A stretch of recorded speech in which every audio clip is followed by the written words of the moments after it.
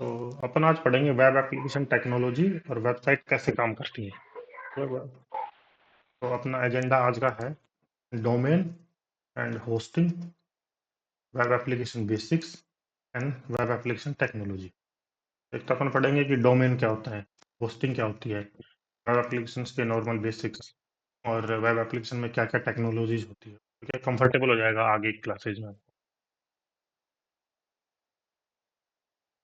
तो पहला है डोमेन।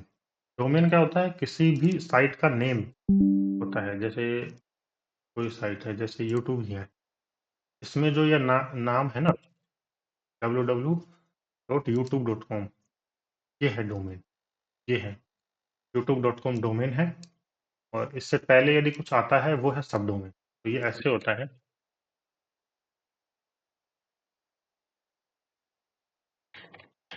जैसे आपने ये तो आपने काफी देखा होगा, जैसे google.com है, तो ये तो है डोमेन।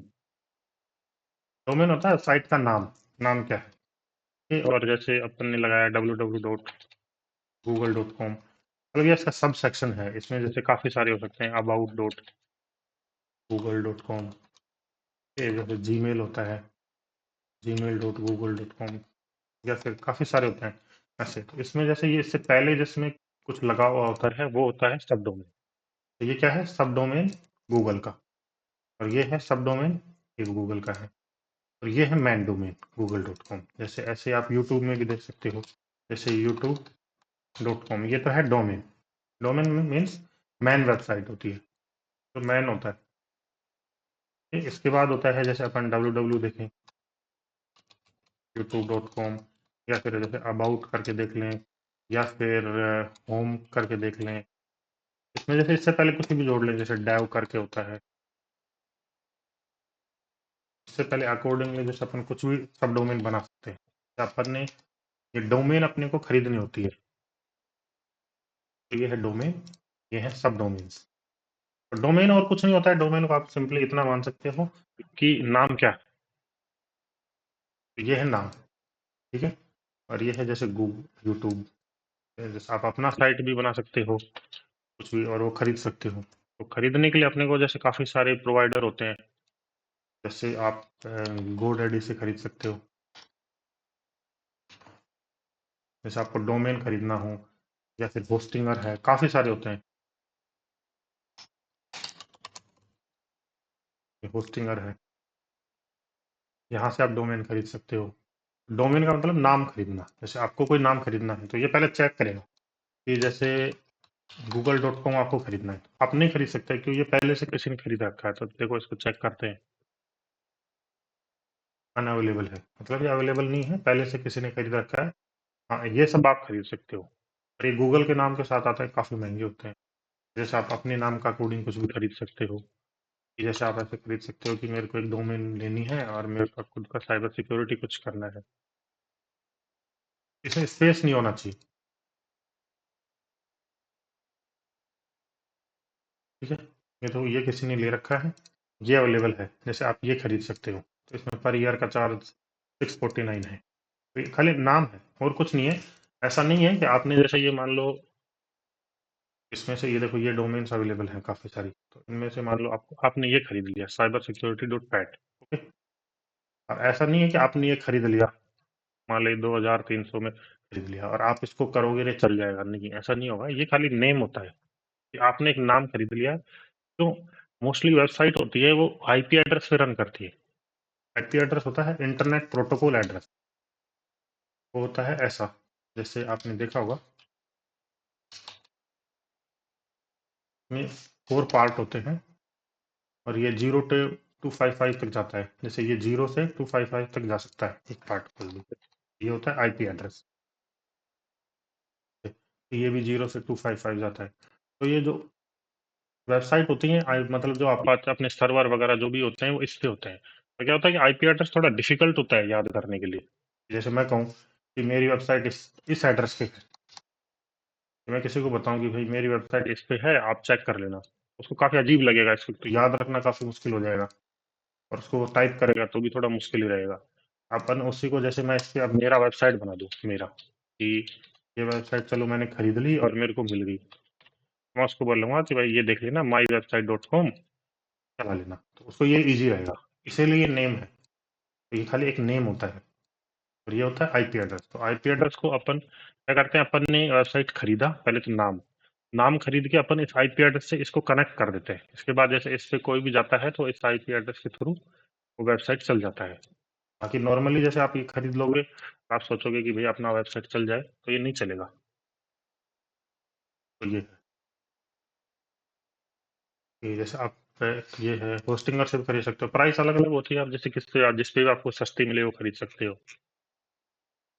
तो मैंने एक डोमेन खरीदी हुई है, मैं आपको दिखाता हूँ।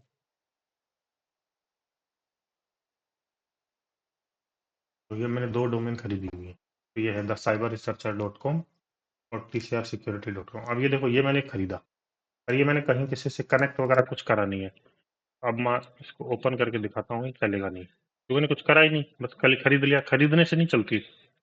cyberresearcher.com मैंने खरीदा है और इसको चला रहा हूँ, नहीं चलता है। क्यों? इसको कहीं न कहीं अपने को इस आईपी एड्रेस से कनेक्ट करना पड़ेगा और उस आईपी एड्रेस पे अपने को चीज़ें रखनी पड़ेगी कि आप में क्या चलाना चाहते हैं। जैसे ये यूट्यूब.com है, तो यूट्यूब.com भी किसी न किसी आईपी एड्रेस से जुड़ा हुआ है पीछे, और उस आईपी एड्रेस पे इसका ये डेटा रखा हुआ है पूरा। ये जो सारा डेटा हुआ है ना, ये रखा हुआ है, तो वहीं से ये फेच होता है पूरा डेटा। तो ये खाली एक नेम है और नेम के पीछे आईपी एड्रेस से कनेक्ट होता है और वहाँ पे सर्वर है, मतलब कंटेंट है इसका सारा, डेटाबेस है, तो वो सारी चीज़ें वहाँ पे होती है आईपी एड्रेस पे। तो ये देखो, ये मैंने कनेक्ट करा हुआ है आईपी एड्रेस से। ये वाला सब डोमेन है, सब डोमेन नहीं, डोमेन है ये वाला जो tcrsecurity.com, ये चलेगा। ये देखो, ये चल रहा है। इसको मैंने जैसे ये है, ये सर्वर है, इस सर्वर से कनेक्ट करा हुआ है। ये सर्वर कुछ नहीं होता है, एक आईपी एड्रेस होता है और वहाँ पे सर्वर होते हैं, जैसे अपाचे, एनजिनिक्स, वहाँ पे सर्वर रन करते हैं। और वो सर्वर इसलिए रन करते हैं कि सर्वर भी डायरेक्टली कुछ अपने को शो नहीं कर सकता है, तो वहाँ पे उनको होस्ट मतलब अप करना पड़ता है सर्विसेज को, इसलिए वो कंटेंट शो करेंगे। तो जैसे वहाँ पे कोई सर्विस है, तो वो क्या सर्विस होती है अपने को कंटेंट अप करने के लिए। तो ये आप पूछना चाहोगे कि ये आईपी एड्रेस कहाँ से आ गई, तो ये आईपी एड्रेस आई है एडब्ल्यूएस से। देखो, अपने को ये चलाना है, तो देखो मैंने ये खरीद लिया। पहला काम है, अपन ने वेबसाइट खरीदी, ठीक है। वेबसाइट खरीदने के बाद अपन देखना चाहेंगे कि अपने को डेटा इस पे रखना है, अपने को सर्वर पे रखना है, सारी चीजें सेट करनी है। अपन आप इसको क्या अपने पीसी पे भी रख सकते हो। आप अपने पीसी पे एक सर्वर बना सकते हो और उस पे रख सकते हो अपने पीसी को। एक मैं मेरे पीसी पे रख सकता हूँ और यहाँ पे जैसे वेबसाइट का सारा डेटा मैं मेरे पीसी के फाइल सिस्टम पे रख दूंगा, तो वहां से भी ये चल जाएगा, उसमें कोई दिक्कत नहीं होती है, चल जाता है। पर दिक्कत क्या है कि जैसे वेबसाइट है, देखो ये मेरी वेबसाइट है हमारी, ये परमानेंट चलती है, 24 आवर चलती है। ये पॉसिबल नहीं है कि मैं मेरे पीसी को मान लो 24 घंटे चलाता ही रहूं। चलो मैं भी कोशिश कर रहा हूँ चलाता रहूं, तो लाइट नहीं आएगी, लाइट भी आएगी तो कभी इंटरनेट नहीं चलेगा, काफी दिक्कत होती है। तो उसके लिए क्या करते हैं अपन, जैसे ऑनलाइन कुछ पीसी टाइप सिस्टम होते हैं, उनको खरीद सकते हैं। उनको जैसे अपने क्लाउड बोलते हैं, कि क्लाउड पे डेटा है और सर्वर्स है, उनको खरीद लो। जैसे एडब्ल्यूएस प्रोवाइड करता है ऐसे।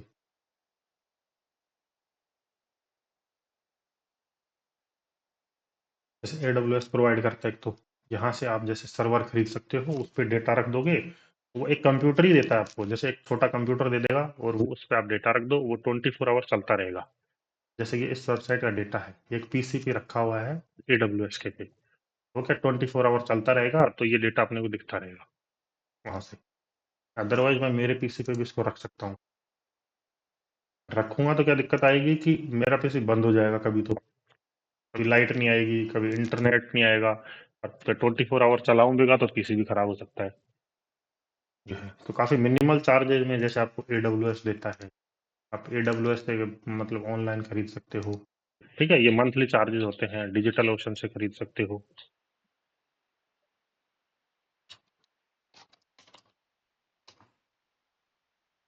जैसे डिजिटल ओशन से भी खरीद सकते हो। ये शुरू में 2-3 महीने का फ्री देते हैं, जैसे ये देखो $200 का क्रेडिट फ्री देता है। आप इससे करोगे तो ये 2-3 महीना का फ्री होता है, 2-3 महीने तक कोई दिक्कत नहीं, आप चला सकते हो उनका ये पीसी ऑनलाइन। ये ऑनलाइन सिस्टम होता है, उसको आप जैसे ये देखो, ये ऑनलाइन है, उसको मैंने मेरे पीसी से कनेक्ट कर लिया और मैं यहाँ पे अब कुछ भी डेटा रख सकता हूँ। ठीक है, ठीक है। आप जैसे लिनोड, हेलो हाँ हाँ सर, हाँ मैं हाँ ये बताइए। पूछ रही थी, आप कुछ दिखा भी रहे हो क्या? मुझे तो कुछ दिख नहीं रहा। हम्म, दिख नहीं रहा आपको? वो नहीं, मुझे तो बस आपकी वो दिख रही है, आप देवेंद्र ऐसे आप। हम्म, मुझे यहाँ पे भी ये इसी था, बट आपको भी आई नहीं दिख रहा? वो स्क्वायर दिख रहा है एक इसमें। किसको नहीं प्लीज दिख रहा? स्टार्ट इरियम आपका। पहले विजिबल नहीं था, मेरे को दिख रहा है सर। अब चल रहा है। रिजॉइन करो, रिजॉल्व हो जाएगा। रीजॉइन करके हो जाएगा। एक बार कट करके वापस जाके लिंक पे क्लिक करो, जैसे वापस कट करके लिंक पे जाके वापस क्लिक करना। और किसको दिक्कत आ रही है? कविता, आप एक बार जैसे सर बैक मुझे जाके दिख वापस। रहा है, लेकिन वो जो ऊपर के जो फॉन्ट्स है ना सर, हाँ वो हाँ, सारे बस छोटे छोटे दिख रहे हैं और कुछ नहीं। कौन सी ये? हाँ जी सर, वो साइट के जैसे यूट्यूब, उसके बाद दूसरा साइट, ये सारे बहुत छोटे दिख रहे हैं बस। हाँ हाँ, सर। इनका तो यार मैंने काफी ट्राई कर लिया, ये बड़े होने का कोई तरीका भी नहीं मिला इनका। ये ओके ओके, फिर बाकी ठीक है सर, कोई इशू बाकी ये नहीं। मैं बताता रहूंगा, जैसे मैं ये साइड पे जी जैसे ही बताता रहता हूँ। जी जी जी जी जी, बढ़िया है जी सर। है ना? बाकी अपन आपको बताते रहेंगे। बाकी तो दिख रहा है ना ये सब? ये सब सही हाँ दिख सर, रहा है? प्रॉपर ऐसे क्लियर है, ऐसे क्लियर है। हाँ हाँ हाँ। तो अब दिख रहा है कविता? कनेक्ट है? अब सबको दिख रहा है? हाँ सर। ओके ठीक है। Okay okay okay. नहीं दिखे तो एक बार आप रिजॉइन कर लिया करो, जैसे किसी को नहीं दिखे तो। ओके ओके, ठीक है। तो जैसे ये है गोडैडी। गोडैडी पे अपन ने जैसे डोमेन खरीद लिया, ठीक है। तो डोमेन नाम होता है, तो ये तो यहाँ तक कोई दिक्कत है किसी को? अपन ने नाम खरीद लिया, तो ये नाम होता है बस, इसके अलावा कुछ नहीं होता है। आप नाम को चलाना चाहोगे नहीं चलेगा। इसके लिए आपको क्या करना पड़ेगा? एक कंप्यूटर चाहिए होगा। आप अपने कंप्यूटर पे रख सकते हो, अपने पीसी पे रख सकते हो, डेटा चला सकते हो, पर वो चलेगा नहीं। क्या है कि दिक्कत आएगी, आप कभी आपका पीसी खराब हो जाएगा, कभी लाइट नहीं आएगी, कभी इंटरनेट नहीं चलेगा, दिक्कत होती रहती है। उसके लिए क्या, आप ऑनलाइन प्रोवाइडर होते हैं काफ़ी सारी, जैसे AWS ले सकते हो। AWS पे आप अकाउंट, मैं सबको रेफर करूंगा कि AWS पे या फिर डिजिटल ओशन पे आप अकाउंट बना लो, दोनों पे।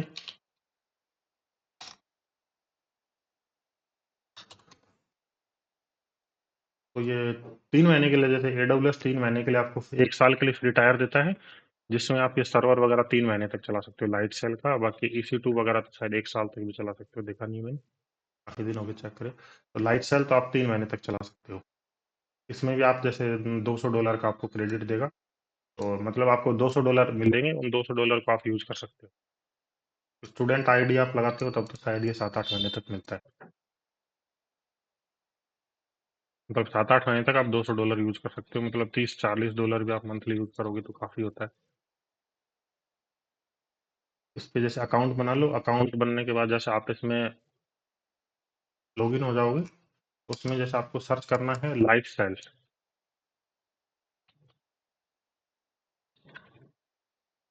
ये लाइफ स्टाइल, ये ओपन होगा। तो ये देखो, ये मेरा सर्वर है पहले से, जैसे ये साइट मेरी चल रही है ना, उसका ये है पीसी है, तो ये पीसी है, ठीक है। तो ये देखो, ये पीसी है, और ये इसको दिखाते हैं, ये पीसी है, ये देखो ये डोमेन से, ये डोमेन है जो अपन ने खरीदी थी। तो अपन ने क्या करा, इस डोमेन को, यहाँ पे अपन ने डोमेन खरीदी और इसको कनेक्ट कर दिया। उसके बाद क्या है कि जैसे कोई भी इस पे आएगा ना कि भाई मेरे को इस वेबसाइट देखनी है, तो ये क्या करेगा, वो डैडी ये बताएगा कि ठीक है, यहाँ से ये उनको बताएगा कि ये जो इसका डेटा है इस पे रखा हुआ है, वहां से अपन डेटा देख सकते हैं। तो यहाँ के पहले आएगा यूजर यहाँ से फिर आएगा यहाँ पे डेटा रखा हुआ है। तो यहाँ पे अपन ने जैसे यहाँ है, ये सर्वर है, पे डेटा है। और आपको मैं दिखाता हूँ, जैसे आपको कनेक्ट करके दिखाता हूँ, यहीं पे ये कनेक्ट होएगा, जैसे इस पे क्लिक करता हूँ, तो ये देखो ये कनेक्ट हो गया है। तो अभी मैं थोड़ा सा लिनक्स का कमांड यूज लूंगा, जो मैं कल आपको बताऊंगा सारी कमांड्स। तो अब थोड़ी एक दो बेसिक कमांड यूज लेंगे, वो कल कल आपको मैं पढ़ाऊंगा सारी, है ना। तो किसी को थोड़ा ना समझ में आए तो ज़्यादा वो मत करना टेंशन, कल पढ़ाएंगे थोड़ी बेसिक्स कमांड। तो जैसे ये लिनक्स होता है, लिनक्स एनवायरनमेंट होता है, यहाँ पे ये कमांड लाइन पे ही काम करता है पूरा। तो जैसे इसकी तरह अपने विंडो की तरह नहीं होता है, जैसे अपन ने यहाँ पे कुछ पेस्ट कर दिया, कॉपी कर दिया, ऐसे माउस वगैरह नहीं होता है यहाँ पे, मतलब होता है पर जैसे कमांड लाइन में ही दिखेगा आपको सारा।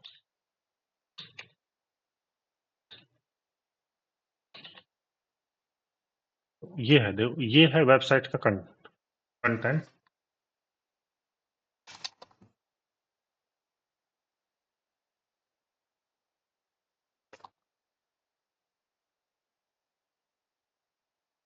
साइज ये दिख रहा है सही, तो साइज तो खैर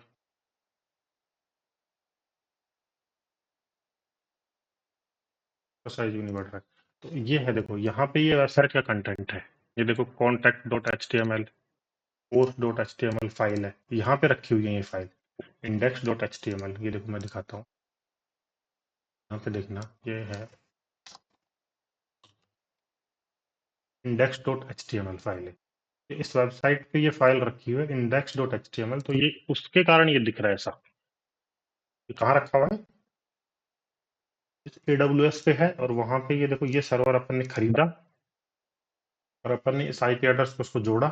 मैं दिखाऊं आपको कैसे जोड़ा, और वहां पे ये फाइल रखी हुई है। तो ये क्या करेगा, जैसे ये चीजें कहाँ से कैसे जा रही हैं, कि पहले यहाँ पे आएंगे, यहाँ के थ्रू ये कनेक्ट है IP एड्रेस से, तो ये जाएगा AWS पे, ठीक है। AWS पे जाएगा तो वहां पे ये बताएगा कि ठीक है इसका ये सर्वर है, और इस पे डेटा जो रखा हुआ है वो दिखाना है, ये इसका सर्वर है, मतलब IPC। सर्वर अलग होता है, ये इसका मतलब कंप्यूटर है, पीसी है। इस पीसी पे ये रखा हुआ है कंटेंट, ठीक है। तो ये कंटेंट यहाँ से सर्व हो रहा है, तो यहाँ के थ्रू वहाँ पे दिख रहा है। जैसे अभी देखो ये होता है index.html है, course.html है, और contact.html है, ठीक है। तो यहाँ पे इंडेक्स, ये course.html है, ये ओपन हो गया, तो ये डेटा जा रहा है यहाँ से, ठीक है। अभी कैसे कनेक्ट कैसे हैं आपस में, ये मैं दिखाता हूँ आपको। ये देखो यहाँ पे जाते हैं, ये लाइट सेल है। लाइट सेल एक सर्विस होती है इनकी, वहां पे क्या अपन पीसी खरीद सकते हैं। देखो ये वापस से दिखाता हूँ, यहाँ पे क्रिएट इंस्टेंस, मतलब अपने को एक पीसी खरीदना है इनसे, तो आप यहाँ पे जाएंगे पर क्रिएट इंस्टेंस, ये देखो ये मैंने पहले से कर रखा है, तो नयापन दिखाता हूँ आपको खरीद के। क्रिएट इंस्टेंस, तो ये बोलेगा जैसे काफी सारे टाइप के होते हैं यहाँ पे, कि आपको विंडोज वाला खरीदना है, फिर लिनक्स वाला। तो लिनक्स वाला तो होता है कमांड लाइन वाला, ठीक है। विंडोज वाले भी होते हैं, तो आप विंडोज वाले सर्वर भी ले सकते हो। और मोस्टली अपन जैसे हंटिंग में और पेन टेस्टिंग में या फिर साइबर सिक्योरिटी में लिनक्स ही यूज करते हैं, तो अपन लिनक्स का मैं दिखा रहा हूँ आपको। जैसे लिनक्स में भी काफ़ी सारे होते हैं। आप एक तो लिनक्स के साथ जैसे कुछ इंस्टॉल्ड आप पहले से चाहिए, जैसे आपने कब काफ़ी पढ़ा हुआ कि वर्डप्रेस की साइट है, ये जूमला की साइट है, ये ड्रूपल की साइट है। तो उनमें क्या होता है, जैसे वर्डप्रेस की साइट है तो आप ये इंस्टॉल कर लो, इस पे आपको वर्डप्रेस इंस्टॉल मिलेगा डायरेक्ट। कुछ एक सेटिंग्स करनी पड़ेगी, आपकी साइट रन हो जाएगी, कुछ कंटेंट डालना पड़ेगा, वर्डप्रेस की साइट आपकी तैयार हो जाएगी। ठीक है, आपको जूमला की जैसे आपने साइट देखी होगी, ये साइट जूमला की है वैसे। जेंगो की आपने देखा है वैसे, ये जेंगो। फिर ड्रूपल आपने सुना होगा, ड्रूपल की वेबसाइट है। वर्डप्रेस तो सभी ने सुना हुआ है, वर्डप्रेस की साइट होती है। अब जैसे वर्डप्रेस आपको चाहिए, आप लिनक्स पे जाओगे, एप्स एंड ऑपरेटिंग सिस्टम है, यहाँ पे आपने वर्डप्रेस ये वाला ले सकते हो, ये वाला ले सकते हो। इसमें तो क्या है, आप वर्डप्रेस की मल्टीपल साइट्स, मतलब आप 3 4 5 वेबसाइट चला सकते हो एक ही उससे, क्योंकि ये देखो अपने को एक कंप्यूटर रहता है, तो एक कंप्यूटर पे अपन 4 5 वेबसाइट भी चला सकते हैं। ऐसा नहीं है कि आप एक पे एक ही चला सकते हैं, एक पे 4 5 6 10 भी चला सकते हैं। तो फिर क्षमता पे डिपेंड करता है कि वो कितना पावरफुल है अपना पीसी, कि अपना कौन सा वाला खरीद रहे हैं, ठीक है। तो मान लो अपने को मल्टीपल वेबसाइट चलानी है, ठीक है। तो फिर अपन नीचे जाएंगे, नीचे ये देखो पैसे बता रहा है कि भाई $10 वाले में आपको क्या मिलेगा। तो ये है रैम, 2 GB रैम मिलेगी $10 में। मंथली वाला आप लोगे ना, 2 GB रैम मिलेगी, तो उसमें वर्चुअल CPU रहेंगे, और 60 GB आपकी नॉर्मल मेमोरी रहेगी SSD वाली, फास्ट मेमोरी होती है SSD। और 3 TB मतलब आप इसमें जैसे डेटा जाएगा आएगा, जैसे ये मैं चला रहा हूँ, ये डेटा जा रहा है आ रहा है, तो ये डेटा ट्रांसफर होता है कि मतलब 3 TB तक डेटा आप इसमें ट्रांसफर कर सकते हो, डाउनलोड अपलोड कर सकते हो। ये है। तो ये फ्री होते हैं 3 महीने तक। जैसे आप ये 3 महीने तक ये चलाओगे तो $10 वाला फ्री है, कोई दिक्कत नहीं, आप चला सकते हो। $5 वाला चला सकते हो, 3.5 वाला चला सकते हो। ये है। और ये देखो, ये इसमें बोल रहा है consider a large instance. Large के लिए इसलिए बोल रहा है कि अपन ने चूज करा है कि मैं मल्टीपल वर्डप्रेस वेबसाइट चलाऊंगा एक पे ही। ये बोल रहा है कि ये तो छोटा है, इस पे नहीं चलेंगे ज्यादा, तो अपन जैसे आप ये ले लो या फिर ये ले लो, ये छोटा है, इस पे ज्यादा वेबसाइट नहीं चलेंगी, एक चल जाएगी और ठीक है, 4-5 नहीं चलेंगी। तो ये अपने को बता रहा है कि भाई ये ले लो। उसके बाद जैसे अपने को ये लेना है, ठीक है, ये इसका नाम है, आप नाम अपना जैसा कुछ भी रख सकते हो, जैसे आप रख सकते हो माई साइट,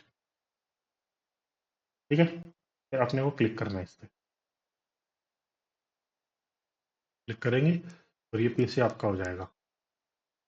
थोड़ा सा टाइम लगेगा, ये पीछे बैकग्राउंड में कुछ कॉन्फ़िगरेशन वगैरह हो रही है और ये चल रहा है। यहाँ तक किसी को दिक्कत है, कुछ समझ में ना आए हो?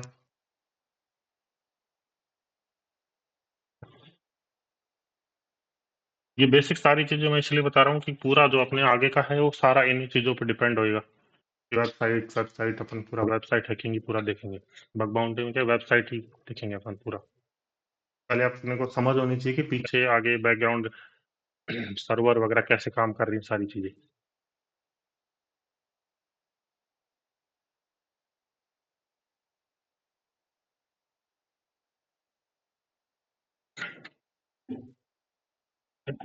ये देखो, ये अपना हो गया। इन्होंने दे दिया कि भाई ये आपका पीसी है, चल रहा है, तो यहाँ पे 3 डॉट है, यहाँ पे क्लिक करना है, मैनेज पे करेंगे, ठीक है। यहाँ पे देखो, ये भाई कनेक्ट करना है अपने को इससे, यहाँ पे आप क्लिक करो, ये कनेक्ट हो जाएगा। ये है वो पीसी, ये कहीं पे भी सर रखा है। एक चीज पूछनी थी। हाँ हाँ, बताओ बताओ। हाँ, हेलो हेलो। सर मैं कह रही थी जो आप पीसी खरीद रहे हो ये अपना ओन। हेलो, आपकी आवाज आपकी नहीं आ रही आवाज क्या? आवाज कट रही है आपकी। हाँ हाँ, आप बताओ क्या कह हेलो रहे हो। हाँ हाँ, क्या कह रहे हो। हेलो। सर, मैं बोल रही थी ये जो आपने पीसी खरीदा है, हम्म। ये जो आपने पीसी पीसी खरीदा है, पीसी हाँ हाँ, ये बता रहे हो इसका। नहीं आ रही है बस। हेलो। हेलो हाँ हाँ, बताइए। सर, ये एक तरह का ऑनलाइन पीसी है। हाँ हाँ, ये एक तरह से ऑनलाइन पीसी है, मतलब ऑनलाइन है। अब ये देखो, ओके। इसमें बता रहा है ये 2 GB इसकी रैम है, अच्छा। 2 CPU है, और 60 GB इसकी मेमोरी है, हार्ड डिस्क बोलते हैं या SSD। तो ऑनलाइन पीसी है। इसका अपन जैसे इससे अपन कनेक्ट कर सकते हैं, इस पे अपन डेटा रख सकते ओके। हैं, इस पे अपन वेबसाइट चला सकते हैं। ऑनलाइन पीसी है इस तरह से। तो ये देखो, इसका कॉन्फ़िगरेशन भी है, 2 GB इसकी रैम है, 2 CPU है, 60 GB SSD है। तो इसको कनेक्ट करने के लिए 2 मेथड हैं। एक तो आप जैसे अपने पीसी से जैसे कनेक्ट कर सकते हो डायरेक्ट, ठीक है, और या फिर आप यहीं पे ये देखो, ये ऑप्शन होता है ये, ठीक है, यहाँ पे आप क्लिक करो और क्लिक करने के बाद ये कनेक्ट हो जाता है। ओके। ओके, ये अभी स्टार्ट हुआ है तो थोड़ा सा टाइम लगाएगा। ये बोल रहा है कि अभी तो जस्ट स्टार्ट हुआ है, तो थोड़ा सा वेट करो। ये पीछे कॉन्फ़िगरेशन हो रहे हैं इसके। ये तो ये अपन ने वर्डप्रेस का देखा है, ठीक है। तो इसके आगे जैसे आपको वेबसाइट कनेक्ट करनी है तो क्या करना है वो मैं बताता हूँ। मैनेज पे जाना है, यहाँ डोमेन है, तो ये डोमेन नहीं है तो यहाँ पे ये डोमेन्स ऑप्शन होता है, ये देखो डोमेन्स दिख रहा है, डोमेन्स। यहाँ पे जाओगे तो ये आपको आपके पीसी दिख जाएंगे। यहाँ पे आपको मान लो आपकी डोमेन इससे कनेक्ट करनी है, तो डोमेन पे जाना है पहले, डोमेन एंड डीएनएस पे। डीएनएस होता है डोमेन नेम सर्विस, ये डोमेन को ही बोलते हैं। यहाँ पे क्रिएट डीएनएस जोन, ठीक है। अब मेरे को मान लो मेरी वेबसाइट, ये वाली वेबसाइट इस पीसी से कनेक्ट करनी है, तो मैं कॉपी करूंगा और यहाँ पे बोल दूंगा ये कॉपी, ठीक है, और ये क्रिएट डीएनएस कर दूंगा, ठीक है। अब ये देखो मैंने ये यहाँ से कॉपी करके ये कर दिया, और इसको कैसे पता चलेगा कि मैंने ये कहाँ रखा है, मतलब मैंने कहाँ कॉपी करके इसको कहाँ पेस्ट कर दिया। ऐसे तो कोई भी इसको कॉपी करके पेस्ट कहीं पे भी कर देगा और वो चला लेगा। ऐसा नहीं होता है कि मैंने इसको कॉपी करके यहाँ पे पेस्ट करा है तो ये अपने को कुछ ये देगा डेटा। ठीक है, ये डीएनएस होता है, डीएनएस जो ये अपने को क्या करना है, ये कॉपी करने हैं और ये पेस्ट करने हैं यहाँ पे, फिर ये यहाँ पे कनेक्ट हो जाएगा। जैसे यहाँ पर डीएनएस पे जाएंगे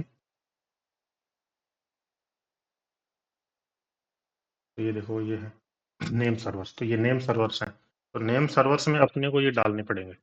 जैसे ये अभी पहले से डले हुए हैं, इनको हटाना है,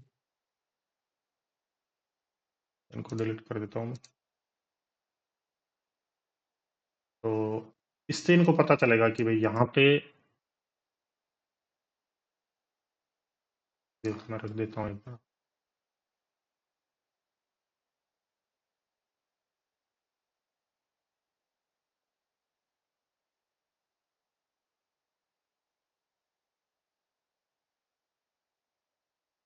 ये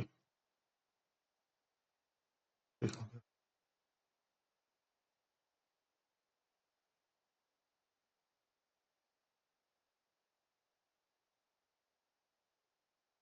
इससे क्या होता है कि इसको पता चल जाएगा कि हाँ ये डोमेन वहाँ पे रखी हुई है। तो ये नेम सर्वर्स होते हैं, इनके थ्रू इसको पता चलेगा कि यहाँ पे मान लो अपने कोई डोमेन पे आएगा, इनके थ्रू ये आ जाएगा अपनी आईपी एड्रेस पे, मतलब अपने पीसी पे, अपने जो पीसी खरीदा है। तो ये उसको एक तरीके से राउट देते हैं कि भाई हाँ इसको यहाँ जाना है ट्रैफिक को।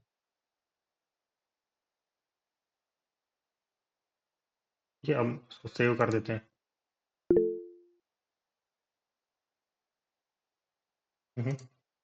बताइए। मैं ये बोल रहा था कि ये मल्टीपल जितने भी नेम सर्वर्स है, ये क्या एक ही जगह पे पॉइंट होता है क्या, जैसे एक आईपी पे? हाँ हाँ, ये जैसे अपन जहाँ से अपन ये खरीदते हैं ना, मान लो अपन हाँ ने यहाँ पे पीसी बनाना है, AWS पे हाँ अपन ने खरीदा सर्वर, तो वो हाँ अपने को जी। देता है कि ये जाके अपने को डोमेन पे डालने हैं। तो वो ओके डोमेन सर। यहाँ वहां से यहाँ पे आती है। अच्छा अच्छा, ठीक है सर। ठीक है, तो ये देखो ये अब अपडेट हो गई क्या? 337 अपडेट नहीं हुई, कुछ ये एरर नेम आ गया। सर्वर क्या मतलब यूनिक रहता है? सपोज मैं मुझे दूसरा कोई साइट का नेम सर्वर मिल गया, जैसे डिग करके तो मिलता ही है, तो हम्म, वो हम्म। मैं अगर कोई साइट में मतलब हाँ हाँ, लिंक कर दूंगा तो वो वाला साइट। सब डोमेन टेक ओवर ऐसे ही होता है।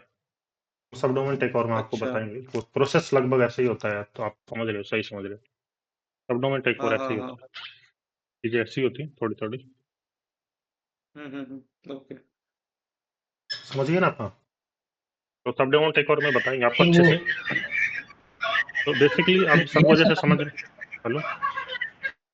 सॉरी सर, सर ये नंबर क्या होता है सर? वो ऑटोनोमस नंबर होते हैं, वो आईपी एड्रेस जो असाइन होता है वो ऑटोनोमस नंबर होते हैं। तो उनका अभी यहाँ से लेना देना नहीं है कुछ। जैसे ये है, ये नेम सर्वर है, ठीक है। अभी यहाँ तक किसी को दिक्कत कि जैसे ये अपना डोमेन है, डोमेन से ये नेम सर्वर पे आता है, नेम सर्वर के थ्रू उसको पता चलता है कि हाँ ये यहाँ पे रखा है अपना पीसी। तो यहाँ पे अपन क्या करेंगे, पेपर नहीं कर दिया, हाँ ठीक है।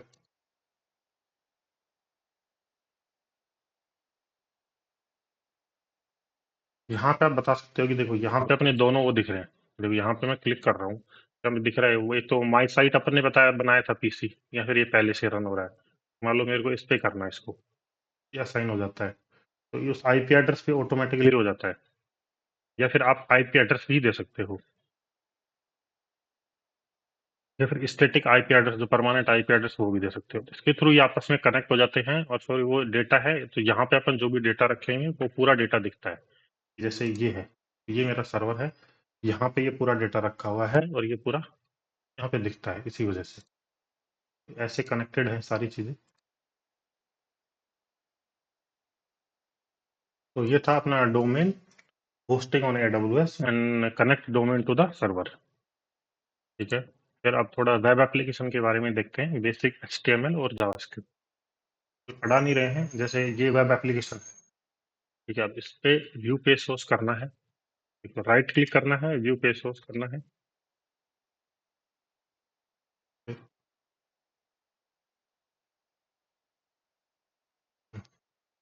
इसमें होता है HTML होता है, जावास्क्रिप्ट होता है और CSS होता है। HTML तो होता है इसका कोड ढांचा होता है कि जो मतलब इसका स्ट्रक्चर मैन स्ट्रक्चर होता है, जैसे ये पूरा डेटा HTML के अंदर है। जावास्क्रिप्ट होता है इसमें फंक्शनलिटी के लिए कि जैसे देखो अपन जैसे यहाँ पे क्लिक कर रहे हैं, यहाँ पे क्लिक कर रहे हैं, यहाँ पे इधर कलर वगैरह ये कलर वगैरह चेंज हो रहे हैं, ये जावास्क्रिप्ट फंक्शनलिटी को देती है। CSS वगैरह देता है इसको कलर, जैसे अपने को यहाँ पे ये कलर है, यहाँ पे जैसे कि ये कोई कलर है, इसमें कुछ एक तो इमेजेस हैं या फिर जो कलर वगैरह अपन देते हैं वो CSS के थ्रू दे सकते हैं। तो आपको जैसे थोड़ा सा हम देता हूँ कि आप जैसे यूट्यूब पे क्या है 2-4 वीडियो देख लेना HTML और जावास्क्रिप्ट को, जिनको बिल्कुल भी नॉलेज नहीं है थोड़ा सा वीडियो देख लेना, तो ज्यादा पढ़ने की जरूरत नहीं है, पर 2-4-5 वीडियो आप HTML और जावास्क्रिप्ट के देख लेना कि भाई HTML क्या होता है, जावास्क्रिप्ट क्या होता है, थोड़ा सा 2-4 वीडियो आप यूट्यूब पे देख लेना।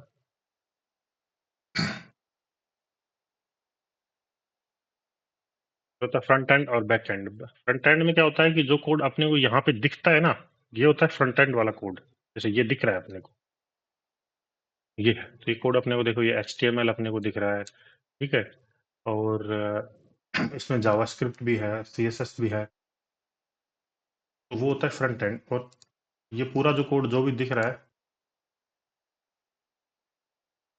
वो है फ्रंट एंड। और बैक एंड में क्या क्या होता है, जैसे डेटाबेस है, सर्वर्स हैं, और काफ़ी सारी जैसे API वगैरह चलती है बैक एंड में, तो वो है बैक एंड। और डेवलपर टूल, अच्छा डेवलपर टूल ये होता है, राइट क्लिक करो और इंस्पेक्ट पे क्लिक करो, ये डेवलपर टूल होता है। यहाँ पे आप काफ़ी सारी चीज़ें कर सकते हो,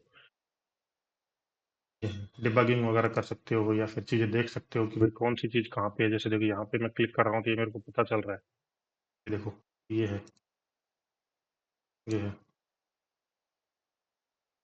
जैसे आपने कई बार देखा होगा कि जैसे ये वीडियो में कई बार लोग प्राइस वगैरह चेंज कर देते हैं, वो फ्रंट एंड में होता है, वो बैक एंड तक नहीं होता है। जैसे क्या होता है कि ये देखो ये है, इसकी प्राइस है 5,000 रुपये है, तो कई बार आपने देखा होगा कोई वीडियो वगैरह में जैसे लोग चेंज कर देते हैं, फ्रंट एंड में होता है, वो बैक एंड तक जाता ही नहीं है। ऐसे काफ़ी सारे लोग स्कैम भी कर देते हैं जिनको नॉलेज नहीं होता है।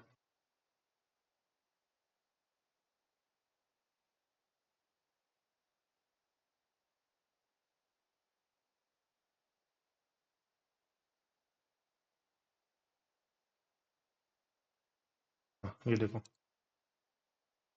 मान लो इस पे अपन कुछ करते हैं, देखो 5 रुपये हो गया ये, ठीक है, तो ये रियल में पर बैकएंड में नहीं हुआ है, बैकएंड में उतना ही है, मतलब आप इसको खरीदने का ट्राई करोगे तो ये 5,000 ही रहेगा इसका प्राइस। जैसे कई बार लोग आपको बोलेंगे कि ठीक है देखो मैंने प्राइस मैनिपुलेशन कर दिया, प्राइस मैंने कम कर दिया, पर वो रियल में नहीं होता है, वो फेक है। बैकएंड में उतना ही है, मैनिपुलेशन होता है पर वो अलग टेक्निक्स होती हैं, वो ये नहीं होता है कि कोड फ्रंट एंड में चेंज हुआ है पैरामीटर तो ये टेम्परिंग होता है सर। नहीं नहीं, वो अलग अटैक है। ये अटैक ये खाली फ्रंट एंड में मैनिपुलेशन है, और ये कोई अटैक नहीं है, ये कोई बैक बग एंड नहीं में है। करने के लिए पैरामीटर टेम्परिंग करना पड़ता है ना। हाँ वो अलग अटैक है, वो बता रहा हूँ ना, वो अलग चीज होती है, वो पैरामीटर टेम्परिंग होता है, ये अटैक नहीं होता। कई लोगों को लगता है कि ये भी अटैक है, ये कोई अटैक नहीं है। कि जैसे इससे आप ये तो वापस खाली फ्रंट एंड में दिखता है, बैक एंड में जाता नहीं ना ये। हाँ हाँ, तो ये बैकएंड में नहीं जाता है, तो ये यहीं पे होता है, ये कोई अटैक नहीं होता है। ये डेवलपर टूल्स में वो करके दिखा देते हैं आपको, ठीक है। फिर होता है URL, यूनिफॉर्म रिसोर्स लोकेटर। तो URL तो जैसे अभी आपने देखा youtube.com, google.com, तो उसमें होता है, पहले होता है प्रोटोकॉल, फिर होता है डोमेन, फिर होता है पोर्ट, फिर होता है पाथ। पहले होता है प्रोटोकॉल, प्रोटोकॉल मीन्स HTTP है या HTTPS। एक तो होता है HTTP, में 2 प्रोटोकॉल होते हैं, एक तो होता है जैसे ये HTTP है, तो ये होता है अनसिक्योर, ये देखो कनेक्शन नॉट सिक्योर। तो HTTP प्रोटोकॉल होता है वो अनसिक्योर होता है। उसमें क्या होता है कि जैसे मेरा नेटवर्क है, जैसे मेरा ये जो नेटवर्क चल रहा है, मतलब मेरा राउटर है और इससे जितने भी डिवाइस कनेक्टेड है, उसमें क्या कोई अटैकर है तो वो मेरा डेटा देख सकता है। क्यों? ये जो डेटा है अनसिक्योरली जा रहा है, ठीक है, डेटा नॉर्मल डेटा जाता है, उसको कोई भी देख सकता है। तो इसलिए क्या करते हैं, मोस्टली वेबसाइट जो होती है आजकल वो HTTPS यूज करती है। HTTPS में क्या होता है, जो डेटा है सिक्योर वे में जाता है, वो एक पब्लिक की प्राइवेट की मेथड यूज करते हैं, और उसमें क्या होता है, डेटा एनक्रिप्टेड होता है। उसको जैसे कोई डेटा, जैसे मान लो कि मिडिल में कोई आ भी जाता है अटैकर, जैसे क्या होता है, ये मेरा पीसी है, ठीक है, और ये मेरा राउटर है, और ये किसी और का पीसी है। अब क्या है, इस राउटर से मेरा पीसी भी कनेक्टेड है, और एक कोई और है, ये अटैकर का भी कनेक्टेड है। तो ये दोनों एक ही उसमें है, नेटवर्क में। तो हमारा राउटर एक है, तो मेरा भी डेटा यहीं से जा रहा है, इसका भी यहीं से जा रहा है। तो यदि मैं HTTP प्रोटोकॉल, मेरी वेबसाइट यहाँ पे HTTP प्रोटोकॉल पे चल रही हो, और मैं यहाँ पे यूजर नेम, पासवर्ड ये सब डालता हूँ, तो वो क्लियर टेक्स्ट फॉर्म में जाता है। मतलब मेरे नेटवर्क में यहाँ पे एक वारसार करके टूल आता है, वो यदि ये रन करेगा सी पे, तो उसको ये डेटा दिख सकता है पूरा, कि मैं क्या पासवर्ड डाल रहा हूँ, क्या यूजर नेम डाल रहा हूँ, कौन सी वेबसाइट सर्च कर रहा हूँ, क्या क्या कर रहा हूँ, मतलब कितनी प्राइस पे कर रहा हूँ, सब कुछ दिखेगा। इसलिए वेबसाइट क्या करती है, HTTPS यूज करती है। तो HTTPS में क्या होता है कि डेटा है वो एनक्रिप्टेड होता है। तो क्या है कि ये सेम नेटवर्क वाला बंदा नहीं देख सकता है। तो आपने सुना होगा man in the middle attack. तो man in the middle attack में यदि HTTP में है प्रोटोकॉल, तो वो इजीली सब देख सकता है। HTTPS में तो काफी टफ हो जाता है, फिर भी काफी चांसेस नहीं होते हैं, बहुत ज्यादा चांसेस नहीं होते हैं। रेयरली यदि आपका कुछ की वगैरह कोई लीक हो जाए तो कर सकता है, नहीं चांसेस नहीं होते। HTTPS यूज कर रहा है तो एनक्रिप्टेड डेटा होता है, तो रो डेटा दिखता है। उसमें कुछ समझ में नहीं आता क्या डेटा जा रहा है, क्या पासवर्ड लग रहा है, कुछ समझ में नहीं आता है। Hello sir. हाँ हेलो हाँ हाँ सर, वो बैकएंड में Django का CSRF टोकन रहता है, उससे भी HTTPS होता है, और जो नॉर्मल रहता है SSL, उससे भी HTTPS होता है। दोनों में फर्क क्या रहता है? बैकएंड में जेंगो का क्या बता रहे हो? CSRF CSR का और SSL का आप कैसे कनेक्ट कर रहे हो, समझ नहीं आ रहा थोड़ा। क्योंकि मतलब मेरा भाई है, वो बोलता है कि मतलब वो डेवलपर है, वो बोलता है कि HTTPS रहता है ना, वो उससे उसको सिक्योर करने के लिए CSRF टोकन का वो Django में एक ये आता है, टैग आता है, वो लगाने से भी वेबसाइट सिक्योर हो जाता है, उससे भी इनक्रिप्टेड डाटा जाता है। नहीं, तो वो ऐसे आपको अलग से बताएंगे, वो CSRF अलग चीज होता है। आप कंफ्यूज हो रहे हो थोड़ा, तो धीरे धीरे चलते हैं, आपको सारी चीजें बता देंगे धीरे धीरे। CSRF अलग होता है, CSRF अटैक और CSRF टोकन दोनों अलग चीज होती है ना। CSRF का पूरा चैप्टर ही है, वो बताएंगे आपको, उसमें पूरा समझ में आ हेलो जाएगा। हाँ हेलो। हाँ हाँ बताइए। तो मेरे को एक चेकिंग के बारे में जानना था, उसको आप सर एडवांस में कहाँ तक लेके जाओगे? क्या कह रहे हो? क्योंकि चेकिंग अटैक होता है ना। हेलो। भाई 1 बाय 1 पढ़ाने वाले हैं, ऐसा नहीं होगा कि आप ये बोल रहे हो कि मेरे को ये पढ़ना है। नहीं नहीं। ये बात ठीक है, मेरे को एक डाउट था इसलिए मैंने पूछा, नहीं तो मैं बीच में बोलता नहीं। अच्छा अच्छा अच्छा, तो नहीं क्लास के बाद में बात करते हैं, जैसे अपन जो पढ़ रहे हैं इसके अलावा आपको कोई डाउट है ना, तो वो क्लास के बाद अपन करेंगे, है ना, यहीं पे। ठीक है सर, ओके हाँ, जैसे क्लास के बाद ओके। अपन बात करेंगे जो भी, है ना। जैसे इसी टाइम का कोई डाउट है तो वो अभी बताते रहो, वैसे अपन जैसे अपनी एक क्लास खत्म हो जाएगी उसके बाद वो डाउट करेंगे, है ना। तो इसमें जैसे HTTP प्रोटोकॉल होता है, HTTPS होता है, तो उसके बाद होता है ये डोमेन। तो डोमेन आपको बता दिया, फिर होता है पोर्ट नंबर। तो नॉर्मली जब HTTP प्रोटोकॉल है और वहां पे पोर्ट नंबर नहीं दिया हुआ है, तो वो पोर्ट 80 होता है, पोर्ट 80।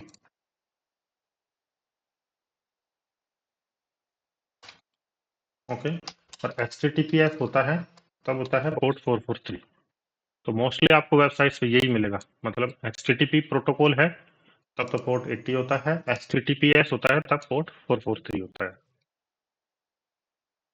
जैसे अब ये HTTPS है तो ये पोर्ट 443 पे रन हो रहा है ये वेबसाइट, ठीक है।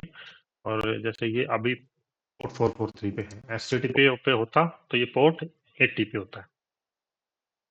फिर उसके बाद होता है पाथ, फाइल्स वगैरह जो भी होती हैं इसकी पाथ में, कि जैसे ये अभी index.html है तो ये फाइल है, पाथ है, ये पूरा है, इसको URL बोलते हैं कि भाई ये URL है वेबसाइट का, यूनिफॉर्म रिसोर्स लोकेटर। तो इसमें ये है प्रोटोकॉल, डोमेन, फिर यहाँ पे पोर्ट है। तो पोर्ट अभी जैसे काफी बार वो लिख भी देते हैं, जैसे पोर्ट 80 या इनके अलावा कोई पोर्ट होता है तो ये लिखा हुआ आता है यहाँ पे।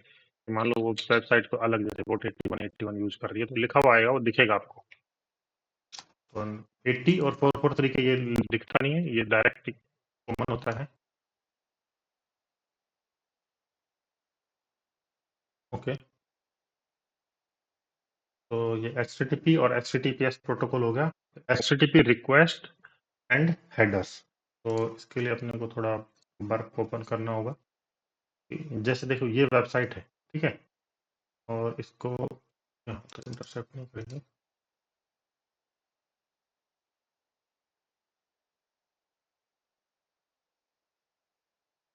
मैंने इसको ये दूसरे ब्राउजर में ओपन कराया, ये क्रोम ब्राउजर है, ठीक है। इस वेबसाइट को मेरे को देखना है तो ये इंटरसेप्शन ऑन करना पड़ता है बर्फ स्वीट में।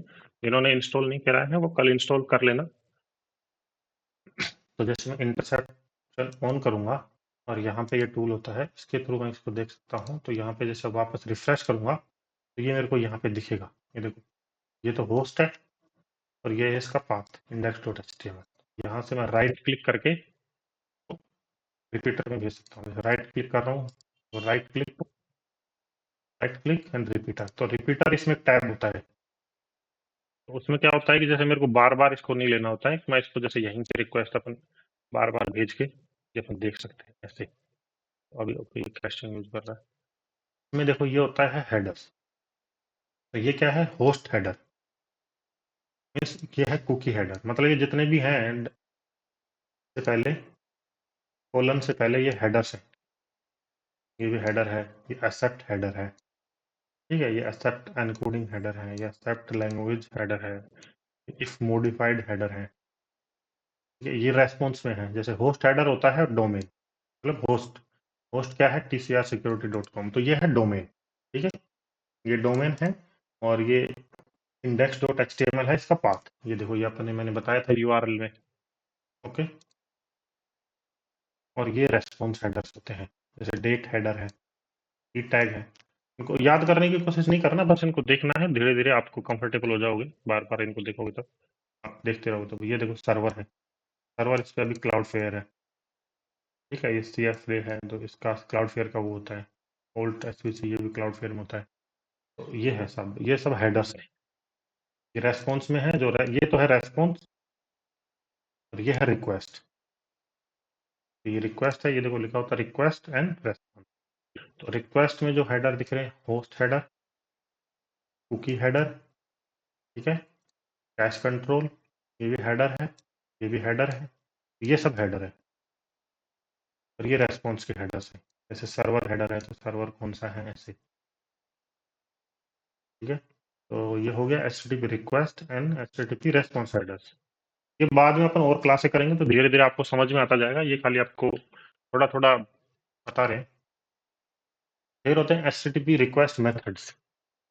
क्या होता है कि वेबसाइट पे अपने को जैसे कोई डेटा फैच करना होता है तो उसका ये है मेथड्स, HTTP रिक्वेस्ट मेथड्स। तो ये गेट रिक्वेस्ट है, तो गेट रिक्वेस्ट होता है, पोस्ट होता है। तो ये आपको रटना नहीं है, बस मोस्टली आपको गेट और पोस्ट मिलता है, ये तो काफी रेयरली मिलता है। और गेट होता है गेट रिक्वेस्ट, तो गेट रिक्वेस्ट होता है डेटा अपने को वेबसाइट से जैसे कोई डेटा फैच करना हो, कोई इन्फॉर्मेशन फैच करनी हो, या फिर कुछ डेटा देखना हो, उसमें ये यूज होता है गेट। तो ये आपको दिखेगा, जैसे आप रिक्वेस्ट यहाँ से कैप्चर करोगे प्रोक्सी, ये प्रोक्सी कैसे काम करता है।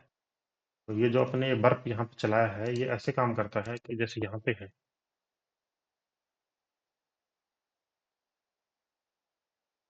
ये है,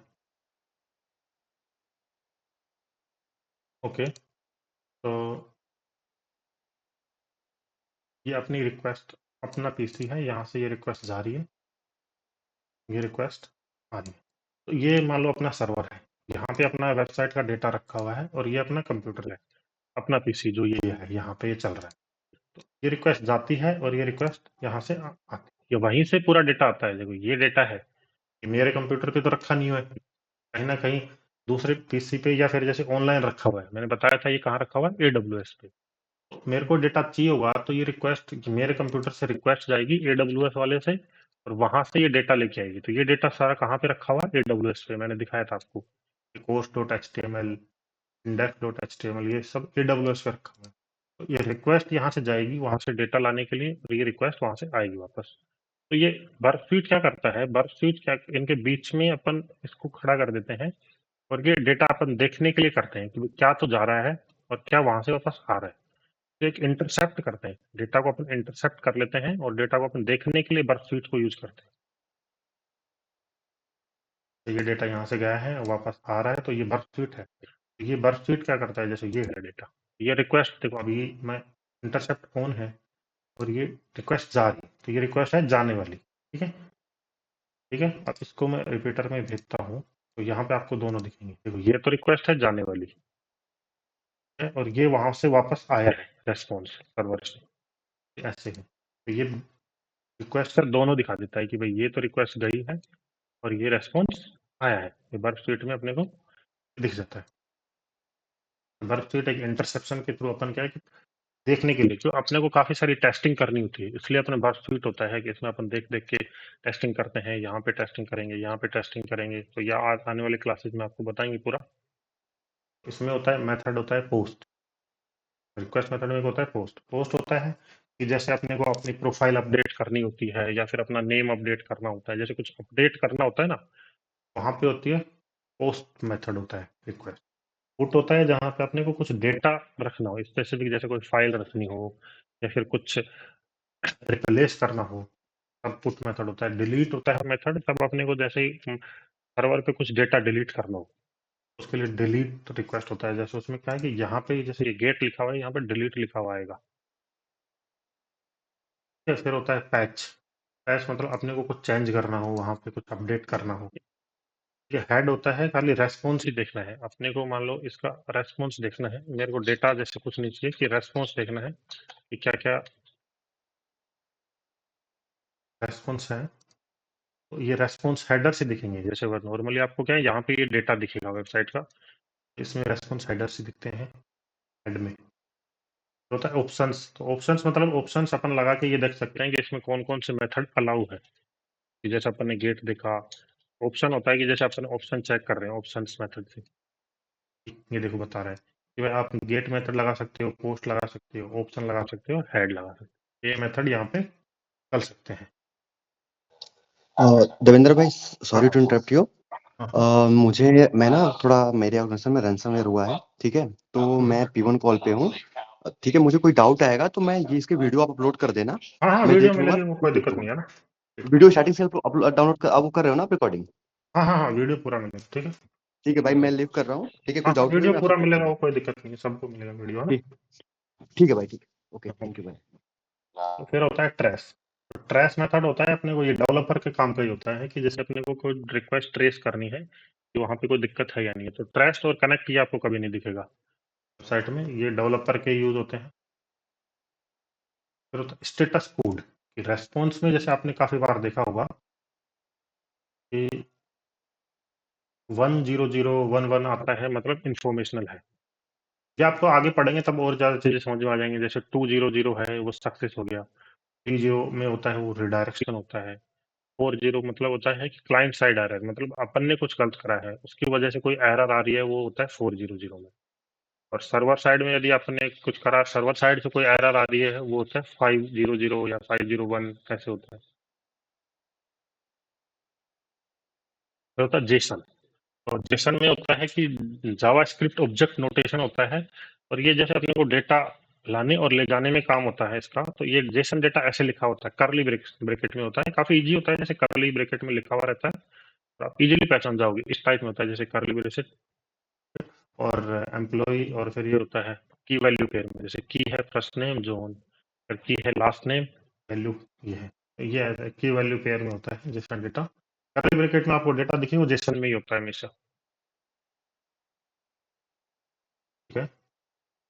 फिर होता है सेशंस। तो वेबसाइट जैसे सेशन यूज करती हैं, इसलिए यूज करती हैं कि उनको जैसे पता करना होता है कि भाई कौन सा चीज किसको भेजना है। जैसे उन मैंने index.html मेरे को चाहिए, उनको कैसे पता चलेगा कि ये रिक्वेस्ट स्पेसिफिकली मेरे को ही जानी चाहिए। तो उसके लिए जैसे कुकी में सेशन यूज करते हैं कि भाई इस यूजर को ये भेजना है, इसको यूजर ये डेटा भेजना है। तो ये डिफरेंशिएट करने के लिए कि ये सर्वर है, यहाँ पे देखो एक ये यूजर है, ये भी इसी वेबसाइट को, मान लो इसी वेबसाइट को चला रहा हो, ठीक है। एक और यूजर है, ये भी इसी वेबसाइट को चला रहा हो, एक और यूजर है कोई, वो भी इसी वेबसाइट को यूजर चला, सभी तो एक जगह पे चलाएंगे नहीं। जैसे कोई तो ये index.html चला रहा होगा, कोई कोई मान लो कोर्स देख रहा है, या फिर कोई कॉन्टैक्ट एचटीएमएल पे है, तो अलग-अलग चला रहे हैं, तो ये डिफरेंशिएट करता है सेशन के थ्रू कि भाई इसको ये डेटा दिखाना है, तो ये दिखाना है, इसको तो अलग-अलग ये सेशन के थ्रू इनको डिफरेंशिएट करता है। ओके। फिर होता है सेम ओरिजिन पॉलिसी। ये काफ़ी सारी डेटा है जो आपको आगे वापस से बताएंगे जब काफ़ी सारी चीज़ें आएंगी, तो ये खाली आपको टेक्नोलॉजी जो होती है वेबसाइट में वो बताए जा रहे हैं। ये वापस से भी बताएंगे, जैसे इनके अटैक्स वगैरह बताएंगे तो मैं वापस से बताऊंगा ये सारी चीज़ें, इनके साथ में आती रहेंगी तब। फिर होता है सेम ओरिजिन पॉलिसी। तो सेम ओरिजिन पॉलिसी क्या होता है कि ये ब्राउजर का मैकेनिज्म होता है, सिक्योरिटी मैकेनिज्म होता है। उसके थ्रू क्या होता है कि जैसे दो वेबसाइट हो, जैसे यूट्यूब है, ठीक है, और ये है मान लो ये पोर्ट्स यूगर है, तो दो वेबसाइट चल रही है। तो यहाँ पे मैं मान लो कुछ वीडियो देख रहा हूँ या फिर कुछ डेटा भेज रहा हूँ या फिर लॉगिन कर रहा हूँ, साइन अप कर रहा हूँ, अकाउंट बना रहा हूँ, तो मैं यहाँ पे जो भी कर रहा हूँ ना उसको ये वेबसाइट नहीं देख पाएगी। वो होता है इसके कारण सेम ओरिजिन पॉलिसी के थ्रू। कि मतलब ये ब्राउजर है, जैसे ये ब्राउजर है, ये फायरफॉक्स का ब्राउजर है, ये तो अभी ये चल रहा है फायरफॉक्स है। इसमें क्या है कि सिक्योरिटी मैकेनिज्म है कि जैसे मैं यहाँ पे कुछ भी देख रहा हूँ तो आपको लगेगा कि इस वेबसाइट वालों को पता होगा, नहीं सर ऐसा नहीं होता है। इस वेबसाइट पे जो कुछ चल रहा है वो यूट्यूब वालों को नहीं पता चलेगा। यूट्यूब पे जो भी अपन चला रहे हैं, साइन अप कर रहे हैं, लॉगिन कर रहे हैं, कुछ भी कर रहे हैं, वो इस वेबसाइट को कुछ नहीं पता चलेगा कि अपन यहाँ पे क्या कर रहे हैं। ये होता है सेम ओरिजिन पॉलिसी के थ्रू, ठीक है। ये सेशंस हो गया। और कोर्स, कोर्स में क्या होता है, कई बार वेबसाइट क्या होती है कि उनको कुछ डेटा आपस में शेयर करना होता है, उसके लिए कोर्स यूज करती हैं। जैसे कि ये यूट्यूब है, इस एप्लीकेशन के साथ, इसके साथ और किसी के साथ नहीं, इसके साथ कुछ डेटा शेयर करना चाहिए, ब्राउजर तो करने नहीं देगा, तो कोर्स एक कॉन्फ़िगरेशन होता है, वो करके अपन इनके साथ कुछ डेटा शेयर कर सकते हैं।